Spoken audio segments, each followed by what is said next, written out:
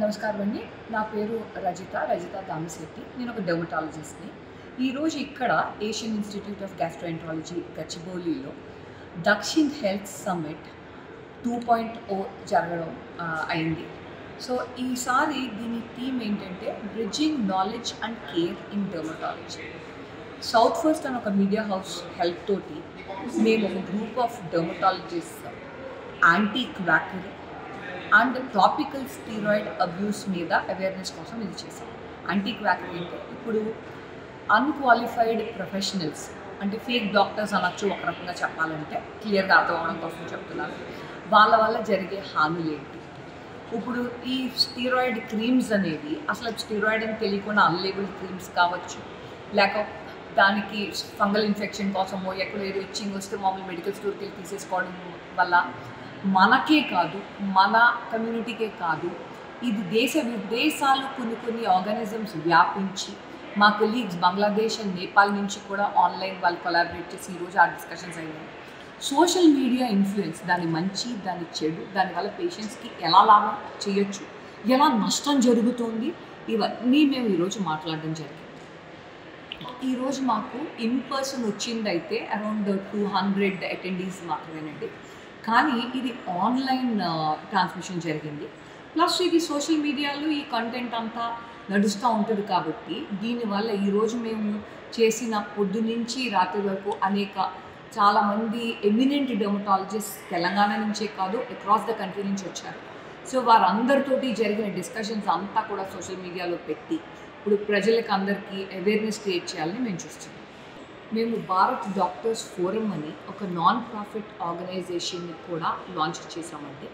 So ఇది ముందు Bharat dermatologist forum అని అనుకున్నాము, కానీ తర్వాత వేరే స్పెషాలిటీస్, ఇప్పుడు డాక్టర్ శివరంజని సంతోష్ ఉన్నారు, పీడియాట్రిషియన్, తన ఓఆర్ఎస్ ఫైట్ అంతా చేస్తూ ఉన్నారు.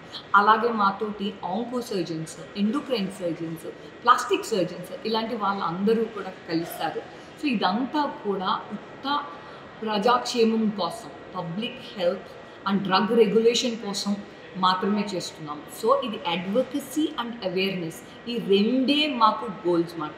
సో ఇప్పుడు పేషెంట్స్ ఎవరికన్నా అన్యాయం జరిగింది, ఒక ఫేక్ డాక్టర్ వల్ల ఏదైనా నష్టం జరిగింది, సో అలాంటిదప్పుడు వాళ్ళు ఒక లోకల్ డిఎంఎండ్హెచ్ఓ దగ్గరికి వెళ్తారు, కంప్లైంట్ చేస్తారు, మెడికల్ కౌన్సిల్ దగ్గరికి వెళ్తారు, కంప్లైంట్ చేస్తారు.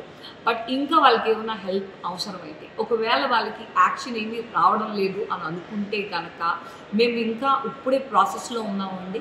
మా వెబ్సైట్ వస్తుంది, మా హెల్ప్ లైన్ పెడతాము, ఇవన్నీ చేస్తాము, ఇవన్నీ చేయాలని చాలా ఎంతూజియాసంతో ఇది పెట్టాము. ఇది ఇండివిజువల్ పేషెంట్స్కి హెల్ప్ చేయటము, అవేర్నెస్ అదంతా సరే, బట్ మా మెయిన్ పని ఏంటంటే అథారిటీస్కి రాయడము అండ్ ఫైనల్లీ కోర్టుకి వెళ్ళడం. ఎందుకంటే ఇండియాలో ఒక కాంప్రహెన్సివ్ యాంటీ క్వాకరీ లా అవసరం ఉంటుంది.